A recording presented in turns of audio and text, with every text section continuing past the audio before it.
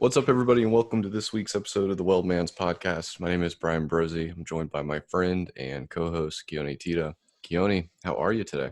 Doing good. Hi, everybody. Thanks for listening to us once again. Hopefully, Yes. you guys are getting a lot out of this. Bryan and I just try to put some notes together. A lot of times on the fly, and hopefully, it comes across like some good information. Something that makes digestible. sense. Something digestible is right. Anyway, so today we want to talk about really fungal infections, and I think specifically candidiasis or candida infections. Okay, and Candida is something I've heard, not too familiar with, but I've heard a lot. You just hear it. You hear Candida Overgrowth, Candida growing in your gut, all sorts of Candidas flying around. Right. And especially in my community, in the natural wellness community, it seems to be like almost a diagnosis of exclusion. We can't figure something out, okay, you have Candida. And from a conventional perspective, you can certainly get some eyes rolling from the conventional guys when you do stuff like that. Basically it's like this catch-all phrase that really doesn't have a whole lot of science behind it by saying, you have Candida overgrowth and all that stuff. And I say that with a caveat. I just want to bring that up there, bring it out there, because I think a lot of times in the natural community we go too far with this diagnosis. And the reason why I say that is because Candida is pretty much pervasive on and in the human body, and it only really becomes a problem when you get overgrowth. From a conventional perspective, they want to see definitely objective data. And also from a natural perspective, but a lot of times when you run some of those stool analysis and stuff, you'll see it there. It doesn't necessarily mean that that's your issue, all right, or that's the problem. So it's a constellation of a whole bunch of things that you have to take into account before you even go there. But anyway, so correct me if I'm wrong, Keoni, but it sounds eerily similar to like me talking about the upper cross, lower cross syndrome. These are kind of catch-all terms that are not super diagnostic. Right. Some people will debate them and whatnot, but it's not an actual diagnosis as much as it is kind of an umbrella for you to fit under if you fit these specific criteria. Right. From a natural perspective, functional medicine perspective, I think we're guilty of that in a sense. And it's not to say that it's not a real phenomenon, but sometimes I just think we go overboard with it. But anyway, there are some specific criteria for diagnosing many different types of fungal infections, but the main fungal infection that people tend to get, I would have to say it's like Candida is the main one. Anyway, they can occur most time in any part of the body, and fungi, they really like damp, wet places, so that kind of gives you an idea of how to treat it. So think about toenail fungus or foot fungus or jock itch. These are all fungal infections. Think about ringworm or rashes. The perineal area tends to be wet and moist a lot. Not to mention, the engineering aspect of the human body, has the sewer right there by the where our genitals are, wearing underwear. It's a prime place for Candida overgrowth, and you see this a lot. It gets damp and wet. So keeping it dry, keeping the areas dry, is a really good thing to do.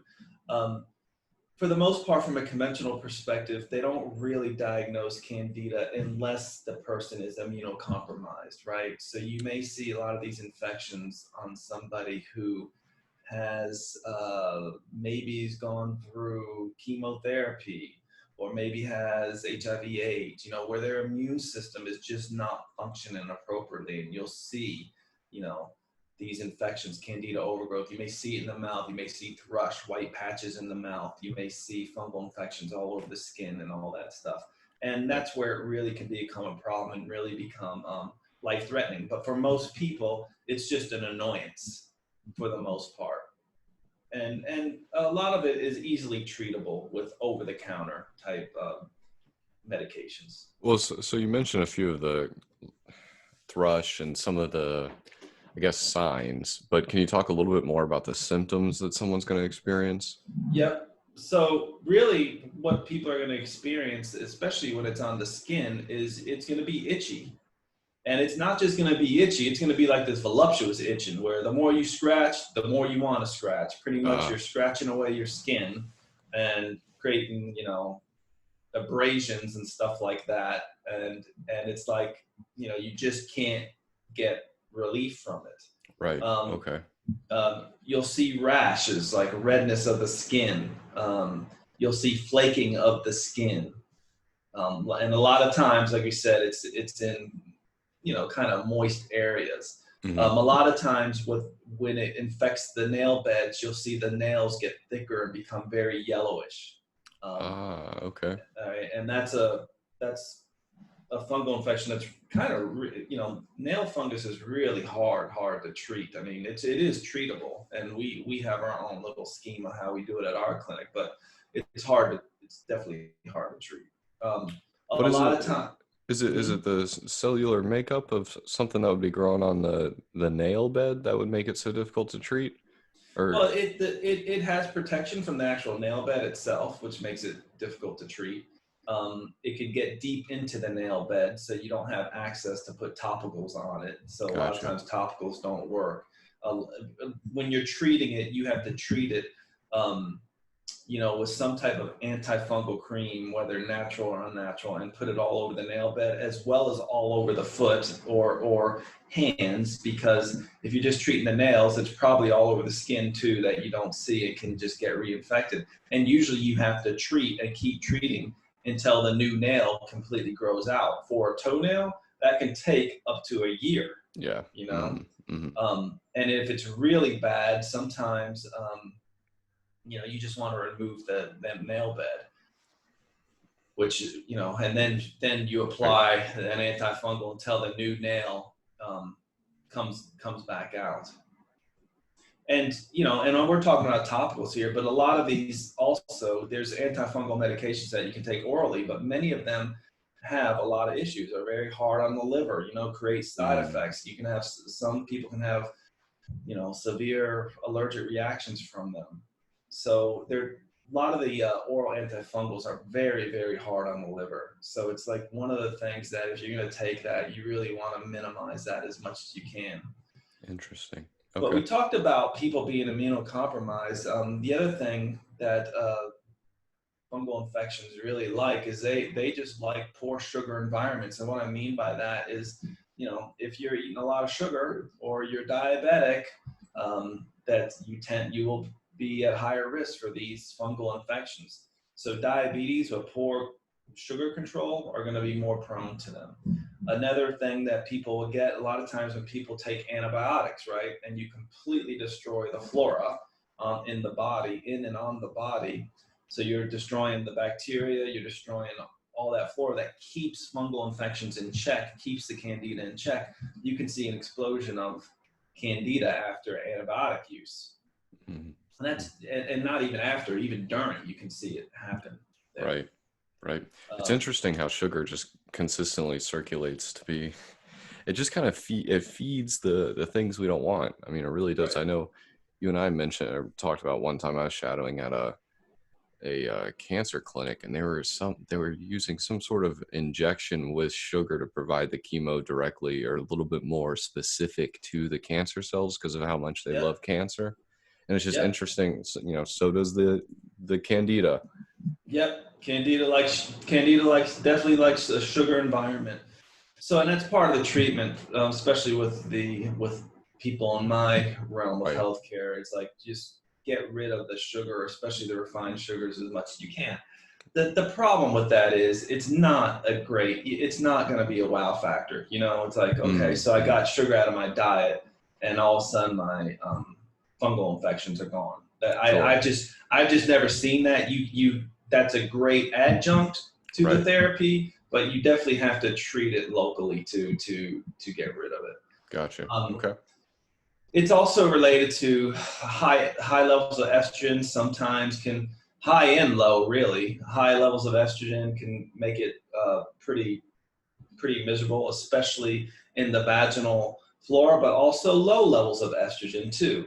A lot of times, and so I know that may sound confusing, a lot of times women who go through menopause, all their hormones are lowered, but stereotypically relative to progesterone, they may have higher levels of estrogen. But they're all lower anyway, which changes the vaginal flora, which can make them very, very prone to yeast infections, vaginal yeast infections, which are absolutely miserable from the women who describe them. I mean, if you get caught with that and you don't have any way to treat it, it's just absolutely miserable. Yeah. So a lot of times balancing out hormones is a certain way to help. And then, as we said, allowing skin anywhere in your body to stay wet for long periods of time is a real issue for creating, fungal infection. And these infections, they can come, like, let's say you're walking around in a wet bathing suit all day. It could happen within that day. Right. You can see it come on pretty quick of doing that. Or let's say you're wearing shoes and you're tromping through a wet area, it can come on really quick. So definitely talking about Florida. yeah, right, exactly. And then, if you're wearing shoes, you're creating a hot, humid environment, right, in your feet and stuff. It's interesting to me with the whole, I haven't seen any reports on it, and maybe it's just not out there, just a minor symptom, but wearing the mask that we're all wearing now, it just seems like around the facial area, you're creating a hot, humid environment, which actually helps, as we talked on a podcast, to keep the viral load down of infection. But it also seems like it can also help make fungal infections worse. I'm breaking out, Keoni. Yeah. And actually, there are people who will say that they break out from wearing those masks. No doubt. What else? It really becomes a problematic when the infection becomes systemic, all right, and because then it can get into the blood, and that can be life-threatening, and that's when you really need to use these systemic antifungals. Yeah. Okay. So typically, Keoni, you're seeing a patient for this. At what point in the process are they coming in to you? Usually, I get people coming in and being like, giving me their main complaint, and they're like, oh, and by the way, look at my toenails, and I have this chronic skin infection here, yada yada yada. That's how it happens with me. Most of the dreaded time, healthcare, by the way. Yeah. 45 minutes into your back eval. Oh, by the way, right. Had a car accident. Right. Yeah. It's always interesting. The more you talk to people, the more stuff comes up, so you really get to know them. So a lot of times when I see patients, I see them, especially when we're doing acupuncture, I'll see them usually on a weekly basis or bi-weekly basis. So I really get to know them, and a lot of stuff comes up too, where you really get to know them, and you can really look at them from a holistic perspective and get a great idea of what's going on with them. Yeah, absolutely. One of the great benefits of how you treat. Yeah. Whereas opposed to, just I'll see you every 6 months, maybe. Or for 15 minutes. Like a primary care physician, like I used to do up in Seattle or whatever. It's like, it's like, yeah, come in for your 6-month checkup or annual checkup. You don't really know them. You're just looking at labs and seeing if everything's in order. Doing a minimal, if that, of a physical exam and sending them on their way. And you don't really get to know the person at all. Yeah. So it's generally popping up in your population based off, you're kind of working with them regularly, and then it's an, oh, by the way. And then usually the toe is typically something that you're seeing. Because you see it. The older people get, the more likely you're going to see the toenail infections. I mean, I don't know if that just has to come with, the immune system being compromised with aging or not. It may have to do with just, people wearing shoes all the time. I tell my patients, whenever you go in your house, you should take your shoes off anyway, because it's just a dirty thing to chomp around your house with shoes on. Yes, agreed. But it certainly will make fungal infections a lot worse, especially on the feet. If you have wet clothes on, like after a workout, take your clothes off. I mean, if you have sweaty, wet clothes on, take it off. You'll make yourself more prone to that, and it will come on quite often when you have some other factor that promotes it. So, for example, you just had a course of antibiotics, but you're doing a workout and you just built up a good sweat. You're not drying your skin, that type of thing. Right. Yeah, Make sure absolutely. you do that stuff.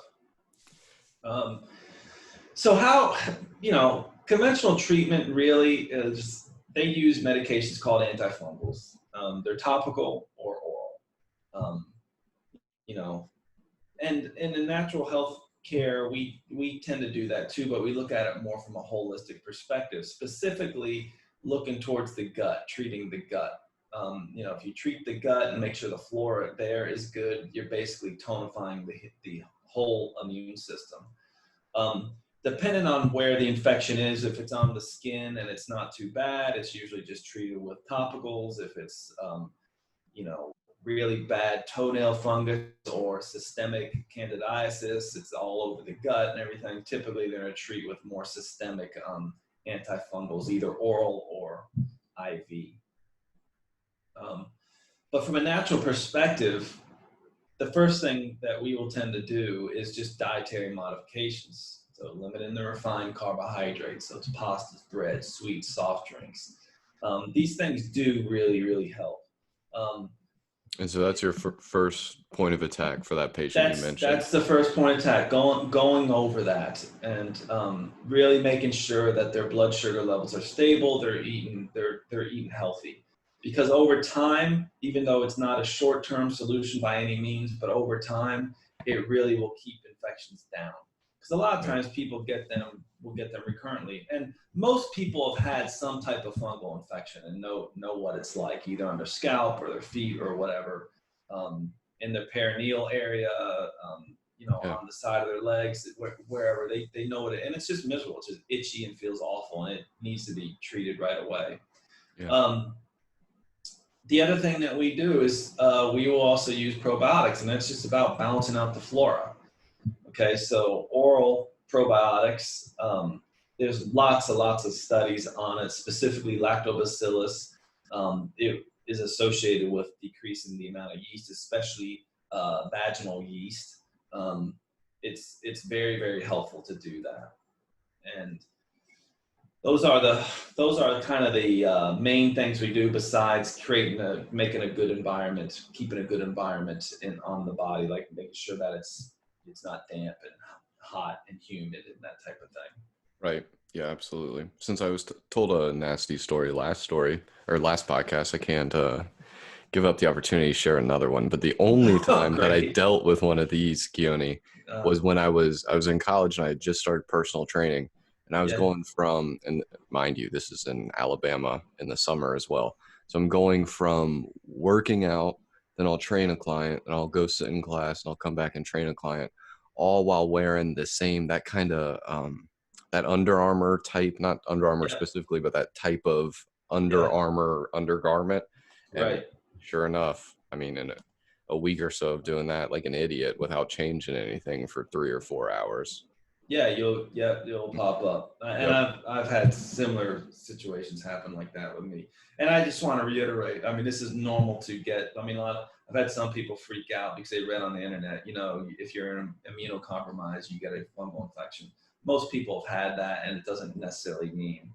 In fact, it's rare that you're immunocompromised. Right. But it certainly needs to be treated. Well, and there definitely seems to be a lot of things that you can do to minimize the risk of this growth as well. And me changing those darn underwear. Right. There are other things that I use, and I just tell people that, again, I haven't seen wow factors with this, but over time, it really, really will help. But to do like an oral treatment from a natural perspective, I will use resveratrol sometimes. It has anti-inflammatory components. It's been researched. Resveratrol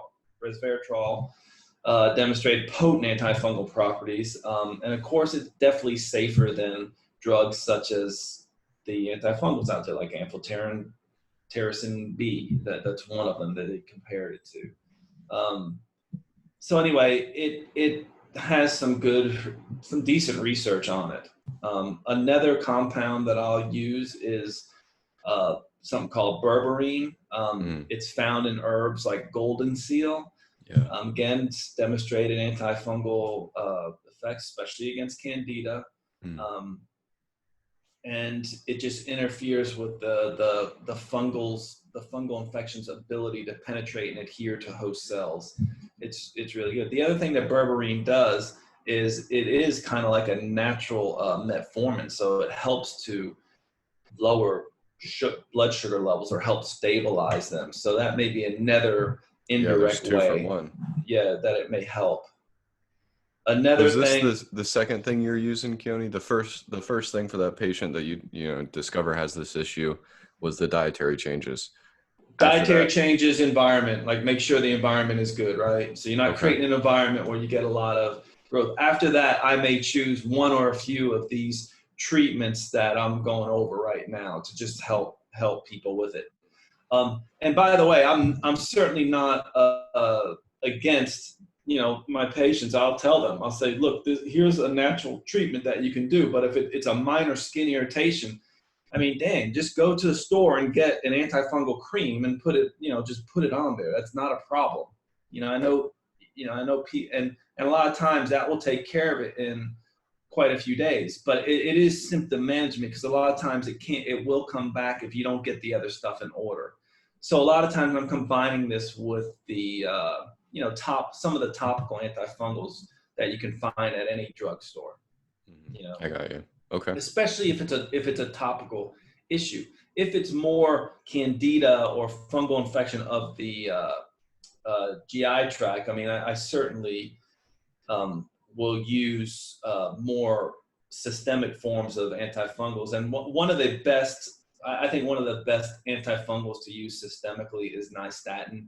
And nystatin has a really good track record. It has very low side effects and stuff like that. You still do need a prescription for it, unfortunately, but that's a good oral form. Different types of antifungal. Let me just say this to people. One of the reasons why fungal infections are so prevalent on the human body, really on the whole planet. I mean, we did a whole podcast on mushrooms, which kind of fall. It's a fungus, right? Yeah. Well, they have a different type of cell wall, and that cell wall, unlike ours, is kind of put together with a compound called ergosterol or ergosterol, as opposed to our cell membranes kind of make its cousin compound cholesterol, so that's why a lot of these drugs you can give them that attack that ergosterol compound within their cell membranes and kills the fungus without creating too much problem to the human body or to the mammalian body. So that's why it works. And most all antifungals work that way, by attacking that fungal cell membrane component in one way or another. Interesting. So Keoni, how would someone gonna know, the everyday person, if it is more topical versus a systemic type of, like you were talking about the Candida overgrowth, where it's a little bit more in your gut? Just where you primarily see it. But with that being said, most naturopathic physicians will say, well, if it's on your skin, it's probably in your gut. Gotcha. Also, so you do want to do some of the systemic natural treatments too, especially if it's not, really causing big quality of life issues for you. I mean, if it's all over and you're immunocompromised and you have a history of being immunocompromised, then some of the systemic stuff, more of the big hitters to get rid of it, and kind of like a bomb explosion of antifungal in your body, then definitely do that. But you still want to support the body. Yeah, absolutely. It goes back to what you said earlier. Even if it's just topical, you use that topical cream, but also manage the lifestyle things, the environment, and all that. Right. Always. Right. One of the other things that has some pretty good research on it is a compound. It's a natural compound called lactoferrin. It's found in like colostrum, human milk, tears, saliva, seminal fluid. It has a broad range of antimicrobial activity against bacteria, fungi, viruses, protozoa. It definitely has an antifungal effect against Candida species. So this may be something that I would use also. So lactoferrin is good. It's very high. Actually, I think it's pretty high in whey protein, lactoferrin, actually. You can The find root it high. word makes sense. Yeah. Another one that I'm sure people have heard of is tea tree oil. It's just an essential oil from an Australian plant.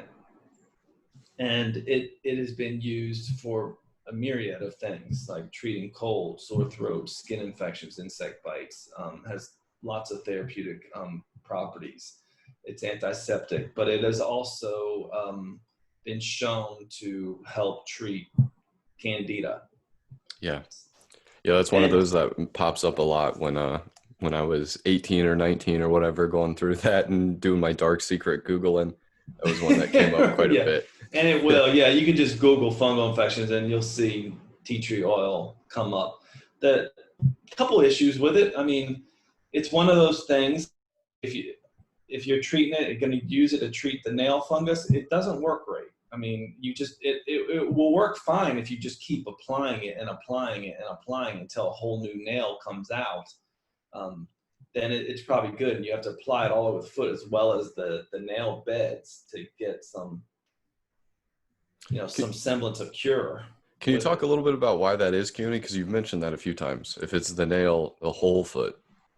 Yeah, because the whole, where you have to think, where is the Candida coming from? All right, so if you just treat the nail, right, eventually, the thought is that you're just going to get reinfected from the skin around the nail. Gotcha. So that's really what it is. So, and I say the whole foot because the whole foot is what is constantly being put in the shoes and creating a damp environment. So that's the main thing there with that. The other thing about tea tree oil, for some people, it can just be over time, it's irritating to the skin, so it may not be like the end all be all essential oil for it. I'm going to talk about an essential oil product I use specifically for fungal infections that has tea tree oil in it and a combination of other things, and has carrier oils and creams that just make it a lot better use. I use a combination of essential oils. They potentiate each other instead of just using one over and over again. Okay. But most essential oils seem to have antifungal activity. Think about what essential oils are. They are the plant's immune system, and this is what the plant uses to keep fungal infections down on it. And to keep it's basically the plant's immune system. So we're using it here to also help us. So the essential oils from plants can really help. There's the ones that have the most research are, of course, tea tree, clove oil, lemon verbena, what else? Blue chamomile. I mean, there's a whole host of them. I think oregano. There's tons of them. One that was coming up in my dark secret Googling, Keoni, was coconut oil. Are you aware of it? Okay. Yep, coconut oil is one, but coconut oil is not an essential oil, and it's mostly made up of a medium chain triglyceride called caprylic acid, which does have antifungal activity, which we'll talk about in just a second here. Okay. Because you are exactly right. Coconut oil, and the reason why is because of the caprylic acid that comes up with it, based on the research out there on caprylic acid. Interesting. Okay. Another one that's used is garlic. The plant has been used for centuries. I mean, millennia, for all types of as microbial infections, for all types of microbial infections, including Candida. And there's research on it that it's great, and definitely it's really good to use it for suppressing oral candidiasis, right? Just chew up a clove of garlic, get those oils all over your mouth, and it really will kill it really within just a few days of doing that. Yeah. The problem with it is not many people are going to want to be around you, and chewing up lots of cloves of garlic can be really hard. I mean, it's funny. I've done this before where you chew up raw cloves of garlic. Oh my gosh. I mean, it can, at least for me, it can give you almost an immediate, and I love garlic, but it can give you an immediate nauseous reaction. Like you get nauseous quickly from doing that. I can imagine. Or That sounds like a viral challenge, Keoni. Yeah, it is. It definitely is. Yeah, we should do it on our podcast. But anyway, garlic in general, cooked garlic or whatever, but usually it's the raw crushed garlic that helps that. There are products out there where you get encapsulated garlic oil, like that has the main component called alicillin in it. That really is probably a better way to go. But you can make a home remedy out of garlic very easily to help with this. Put it directly on the skin. It's a bit caustic. Like the oils in the garlic can make your skin burn a little bit. And it's just not I don't know. I just don't see it as a very effective, great way to treat. Additional therapies, like you said, let's talk about caprylic acid. It is a medium chain fatty acid. It's found in mammalian milk. It's found in higher concentrations in tropical oils like coconut oil and palm oil. It can certainly exert an antifungal effect.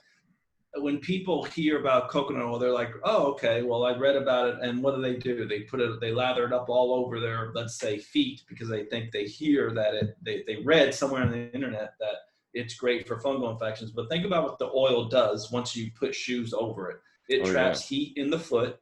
It makes it very hot, traps the dampness right in the foot. And so in that way, it can make things worse. Okay. Plus you might fall. Right, so damn slippery. It's very slippery, right? And so you just have to be careful with that. And it's better. Caprylic acid comes in capsule form, so I use it as a oral supplement more than as a topical thing. I use coconut oil because it does have some mild antifungal activity. Sometimes with the more caustic essential oils as a carrier oil for those. You kind of dilute the essential oils in the coconut oil, then put it on the skin. Gotcha. Okay. And but I definitely see why you would do that orally, since it, kind of breaks those first two things that we were going to do, which is change the environment, or the one of the first two. Right.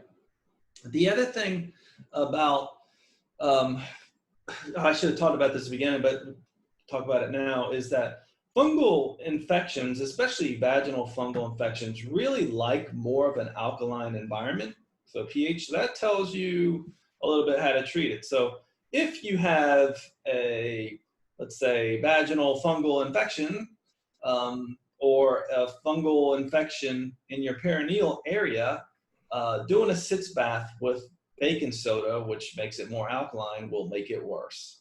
Okay, because I've actually seen people do that. And I'm like, no, you don't want to do that. You want to create an alkaline, acidic environment. And so how would you do that? Well, you can use something called boric acid. You can use apple cider vinegar. You can douche with those. You can take a bath with those. These are very mildly acidic acids that will kill candidiasis and fungal infections. Boric acid is one of the main components of it, is a mineral called boron, hence the name. It's been shown to inhibit growth and reproduction of fungi. It's has been proven as a treatment for most yeast infections. You can get powdered boric acid that you can dilute yourself at a drugstore. It's very safe to use. And I'll go over in just a second here, a little kind of way to use boric acid and how to do it, how to dilute it, I should say. Okay.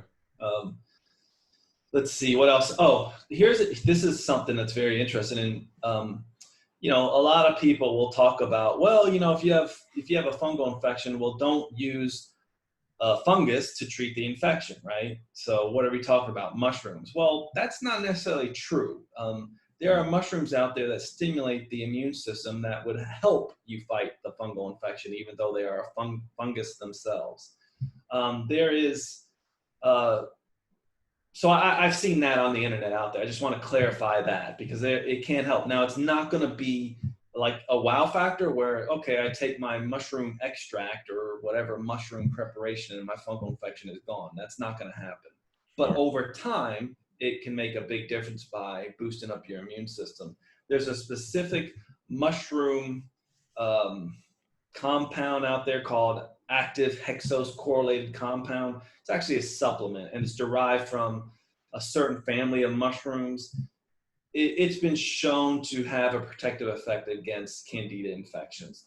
This is definitely something you can Google. The acronym is AHCC. You can find it online. That has some research on it, and it helps support a healthy immune system and has activity against Candida. Can you say the full name one more time?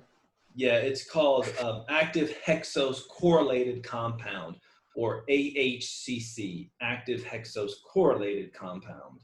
I challenge you to play Keoni and Scrabble. Good luck. Yeah, so anyway, that is a good one to think about. You can find it online. Yeah. So that you can just order as a supplement. Yeah, online. You can get it. You can find it online. You can contact our clinic. We can tell you how to get it through, get a good product through our dispensary. What's the name of that clinic again, Keoni? The Naturopathic Health Clinic of North Carolina. Okay. Yeah. And that's where I've had almost all my experience with Candida infections and fungal infections in general. Not sure if that tells you to stay away or or that he's the expert. There's either a breakout. Definitely an expert now. Now. In the beginning, I would say stay away. So is this something as a naturopath you see quite a bit, Keoni? Oh, absolutely. Absolutely. I mean, you see it. I mean, most of the time it's like kind of one of these things. Oh, by the way, I have this weird skin patch, but yeah, you see it quite a bit.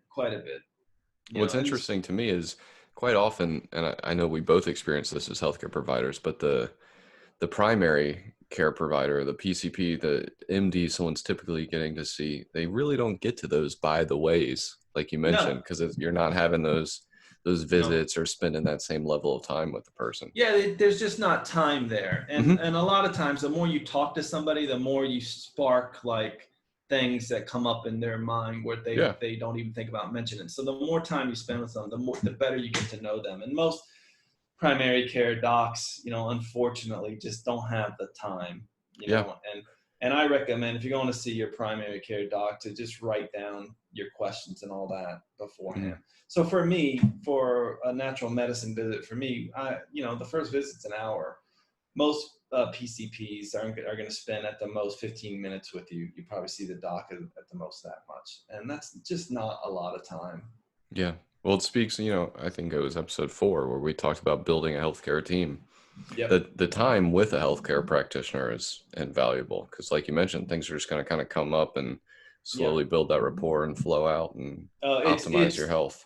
Right. It's totally invaluable. I mean, you just get to, the more you know the person, the patient, the more you connect with them, the more you create that, doctor-patient relationship, and you just get more information out of them. And you get an idea how to treat them, and not only them, but their loved ones and family around them. Yeah. So let's see. Yeah, okay, sorry, so we really knocked you off your horse. Oh, no, not at all. I think it's very important to say that because it's one of those things that to be a good healthcare provider, you really want to delve deep into what's going on in their life. Yeah, that's you really want to listen. You just really want to listen to what's going on. And unfortunately, a lot of times it happens in that situation where somebody goes, oh, by the way, doc, I have this skin infection. And, without even missing a beat, well, that's not my thing. Go see the dermatologist. And, it's unfortunate because a lot of these things can be taken care of very easily with home remedies and just doing some simple things like, not creating an environment that makes it worse. Yeah. If you take that away, over time, it will get better. Or the baths, right? Like taking a bath with apple cider vinegar. I mean, and here's the way I kind of do it and the way I tell my patients to do it. It's kind of like recipe. So in bathing with apple cider vinegar, and typically I think when I usually recommend this, I'm thinking about vaginal yeast infections. I'm thinking about yeast infections in the perineal area, in your groin area, anything like that. Okay. It's basically 2 cups of apple cider vinegar in the bathtub, soak for at least 15 minutes. a lot of times I'll say repeat twice daily. You should notice improvement within 2 or 3 soaks of doing this. All Nice. right. All right. A douche with apple cider vinegar, right? 3 tablespoons of apple cider vinegar with 2 quarts of warm water, preferably distilled, but it doesn't matter. Just make sure the water is clean. Yeah. Douche with the solution 1 to 2 times daily until symptoms get better. Um, Alternatively, you can, there are some healthcare providers who say take a tampon dipped in diluted apple cider vinegar and use that in place of a douche. You can use that. Just make sure you're replacing it on a regular basis. But the bath is really good. That's with apple cider vinegar. With boric acid, like a douche with that, 1 teaspoon of boric acid powder dissolved in a pint of warm water. You can douche with that solution there. One thing that I use, couple things I use at my clinic, I use something called Yeast Arrest by an herbal company called Vitanica. It's really good. It's like a homeopathic. It has boric acid in there too, so it's like a suppository. It's really good because it's easy to use. So I use that for like the vaginal candida infections or yeast infections. And then there's something for toenail fungus that I specifically use. It's actually called, you have to order it through our clinic or through, it's not something you can find online, but it's actually called Fungal Fighter Cream, Fung Fighter Cream. It has the tea tree oil in it. It has lavender oil in it, rosemary, clove, blue chamomile, as well as propolis and some herbs in it. It's just one of those things you just have to apply regularly, especially for toenail fungus regularly. Now, for the skin infections, applying it on the skin, it will take care of it pretty easily in a short-term area. But for toenails, you just have to apply it regularly. Yeah. Okay. From one thing that we didn't really hit on was talking about it from a Chinese perspective. In Chinese medicine, fungal infections are considered damp heat invasion, and that makes sense, right? So if you're thinking about what fungal infections like, they like damp, heated places for their cells to grow. Mm-hmm. So in Chinese medicine, they call it damp heat attack. So basically, you use herbals that dispel damp and dispel heat at the same time. And a lot of the antifungal preparations or Chinese herbals will do that. So some of these are erythenia bark, pagoda tree fruit. I mean, there's a number of them. Blue perum, gentian root, gardenia, plantain, alisma. I mean, these are a lot of the Chinese herbs that are used quite a bit. Also in Chinese medicine, it's very important to strengthen digestive function, okay? Because also the thing that helps dispel damp, and it's funny how this relates to the Western approach, especially with naturopathic medicine, but to dispel damp, you have to make sure that the digestive tract is functioning appropriately. So there are herbs that help do that. Codonopsis is an herb that can do that. A really great herb for tonifying the Chinese spleen, digestive function. And then another one that I think, at least I have in my cabinet, is cardamom, which is known as a digestive spice aid, but it's been used in Chinese medicine quite a bit for just tonifying that spleen, pancreas, stomach network, the whole GI tract. So all those can help too. Awesome. The way, just to review, the way we treat it is look at the person from a holistic perspective. Make sure the environment is such that it doesn't promote the growth of fungal infections. Treat systemically, naturally, right? So you can think about your probiotics. You can think about caprylic acid, resveratrol, AHCC. You can think about boosting up the immune system, and then treat locally with some topicals like the essential oils, maybe doing the boric acid rinses or washes or something like that, or apple cider vinegar rinses or washes. And a lot of times that will help. So I've had a number of patients that this is absolute misery. I've had, especially for women who have, gone through the change or menopause or whatever, and every single time they have sex, they get a yeast infection. A lot of times it just happens from the hormonal environment being different, the microbial environment, vaginal environment being different also, and and they're on vacation and they have nowhere else to go and they can't see a doctor and they don't know what to do and they're absolutely miserable. Bryan and I were thinking about you guys that have been through that with this podcast, because it gives you ideas of what you can do to help get some relief in the meantime until you get to see a doctor. Yeah, absolutely. No, obviously we ended with we gave kind of a comprehensive review of how to go about this, but using that exact same example that you just gave, Keoni, let's say as the male counterpart to that person, and knowing that these are common occurrences, what can that person do to assist in decreasing the likelihood? It's basically the same thing. Right? Okay. Yeah. It's basically the same thing. The male anatomy, and this plays more for like urinary tract infections, more bacterial, but the male anatomy, especially, because with the male, with the penis, it takes a long way for bugs to kind of travel up the urinary tract based on that. So, So for men, for both, real long way for me, short for you, but real. Don't tell anybody that, all right? But it takes some time for people. That's why men don't get infected as much with this stuff, but they do. Right. And also, letting out some dark, deep secrets, I've actually had not a Candida infection, but a urinary tract infection. And the best way for men to help mitigate both of those, Candida and a bacterial infection, is make sure you are urinating. Lots of water. I say the same thing to women.